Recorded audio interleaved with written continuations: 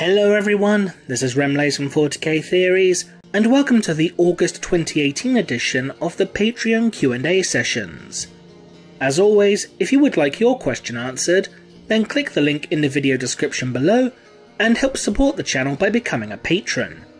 So, let's just jump straight into these questions. Felix Argyle asks, which Chaos Primarch is the best waifu? Well, Fulgrim obviously. SD asks, are the Angry Marines secretly followers of Khorne by way of their constant rip and tear mentality? You'll need to ask the guy who created the original fanfiction, I'm afraid. Can Malao ever return to the Pantheon of Chaos?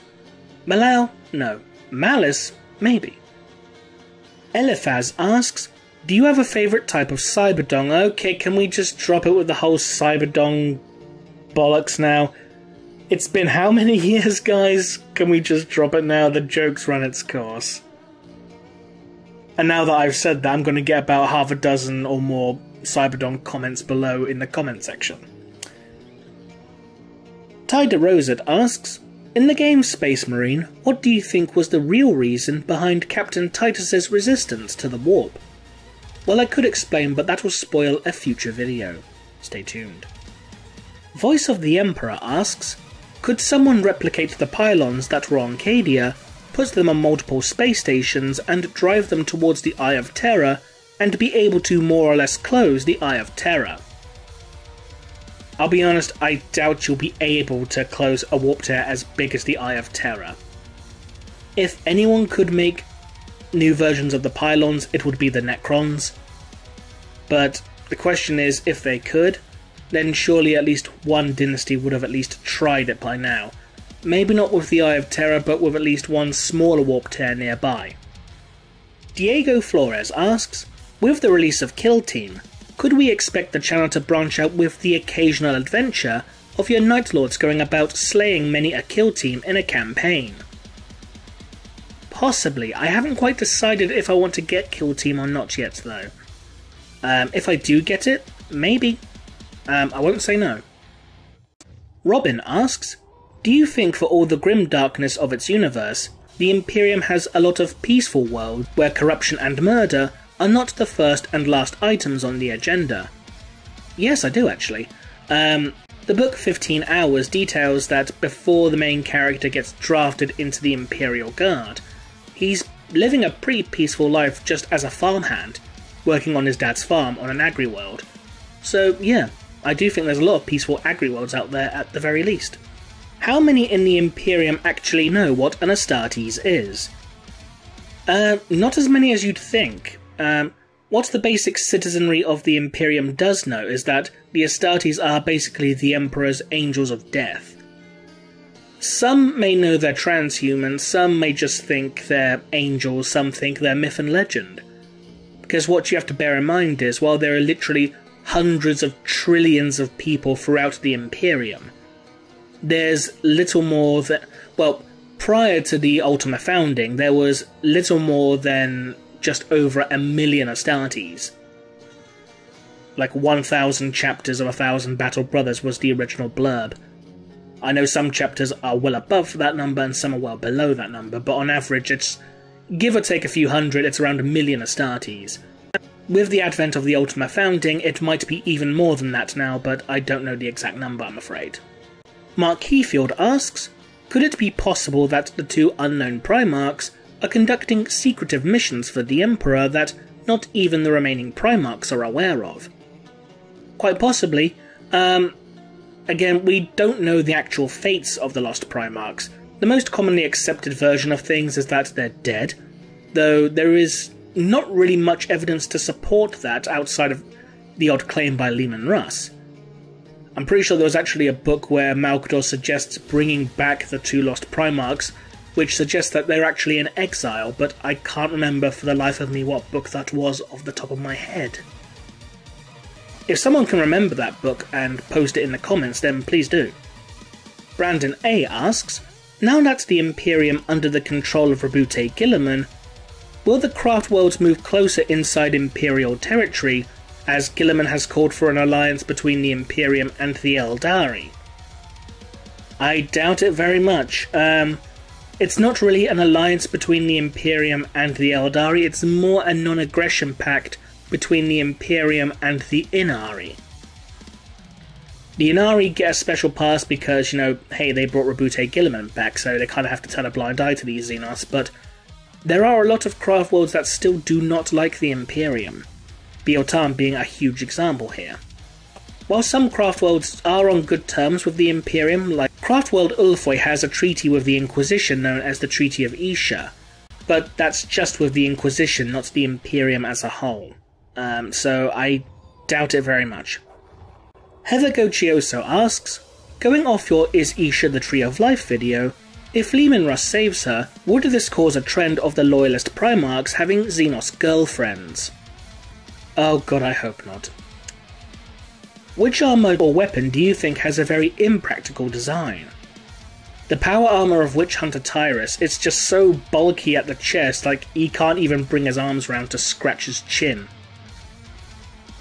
Will Narina be a guest on the podcast in future? Quite possibly. In your opinion, which loyalist primarch contributed the most and the least during the Horus Heresy? Contributed the most, I would have to say Rogel Dawn, because he was the guy who was instrumental in reinforcing Terra's defences. That's a pretty big deal. In regards to least, Ferrus Manus, he died 10 minutes into the fight.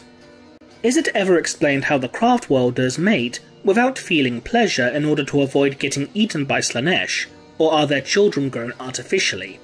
I know Drukhari children can be grown artificially, and those that are born normally are known as trueborn and given a higher rank in society as a result, but in regards to the craft worlds, I've not seen anything to support that idea. As far as them feeling pleasure, I think they mate like, you know that Family Guy joke with the British pornography, you know, almost, there we are, oh well done. I'm pretty sure that's how it goes.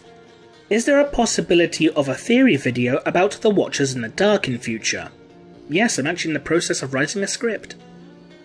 Luke Welsh asks, if Games Workshop brings back all the remaining Primarchs for Horus Heresy Part 2, which Primarchs do you think will die? All the Loyalist ones, because the Demon ones can't be killed. To put it bluntly. Olbrick asks, do you prefer Eldar and Dark Eldar, or Eldari and Drukhari? Regardless of your answer, why? I prefer Eldari and Drukhari, I just prefer how it rolls off the tongue.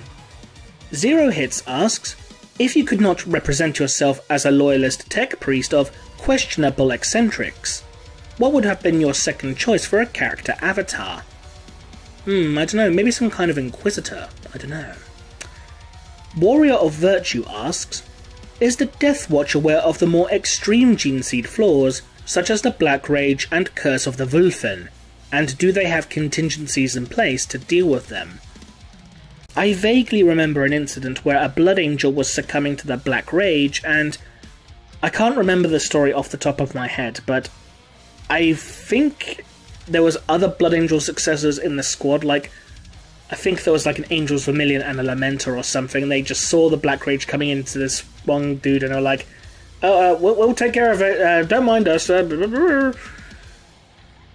I'm pretty sure they must know, considering that they're formed from pretty much every single chapter, so I would imagine that the Watchmasters would have some kind of contingency plan in place. Christopher Cole asks, where does the meme of the Blood Raven's kleptomania come from? Right, as far as I'm aware, this comes from Dawn of War 2, where you could pick up in-game items, such as weapons and armour, that kind of thing. And most of these would belong to other chapters, like there would be a little bit of information detailing that, like, this Power Fist belonged to the Crimson Fist, this axe belonged to the Space Wolves, this book belonged to the Word Bearers. And because there was just so much from so many other chapters in the game, it just kind of grew from there. Brent Feast asks, since you like Hearthstone, have you tried playing Horus Heresy Legends yet? Not yet, no, though I do want to at some point in the future. Darks asks, if the Heresy had never happened, what roles or fates would the Primarchs have had in the Imperium? Again, this will be a topic for a future video, stay tuned. And finally, Opsig Stabber asks, does Warpstone exist within 40k? I generally don't know. I've not seen any incidences of Warpstone. For those unaware, Warpstone is basically crystallized warp energy, for lack of a better term, from Warhammer Fantasy that is predominantly associated with the Skaven. It's known to cause mutation, but it's also extremely powerful, and can give those sorcerers who eat it like a huge boost in magic or turn them into a Chaos Spawn. I wouldn't necessarily say no, but I've not seen any evidence personally. I would admit it would be pretty cool if someone did come across it at some point, so I won't say no, but I have no evidence to say yes either, I'm afraid. In your opinion, what are some interesting sci-fi or fantasy universes to cross over with Warhammer for a fan fiction? Now you're going into deep territory. I kind of wanted to say StarCraft, but then I realised that the entirety of StarCraft just took place in one planetary system, as far as I recall. So, StarCraft will probably just get wiped out pretty damn quickly, all things considered, because there's just not much of them. Warcraft with Warhammer Fantasy could be quite interesting, I will admit. Seeing the Horde against, the Orcs and Goblins would be pretty cool. In regards to other sci-fi universes, I generally don't know. Sorry, I can't really give more of an answer than that, I'm afraid. But that concludes this edition of the Patreon Q&A sessions. As before, if you want your questions answered, then click the link in the video description and help the channel by becoming a patron. So to all those who asked their questions, thank you very much. This has been Remlace from 40k Theories, and we'll see you again next time. Bye bye.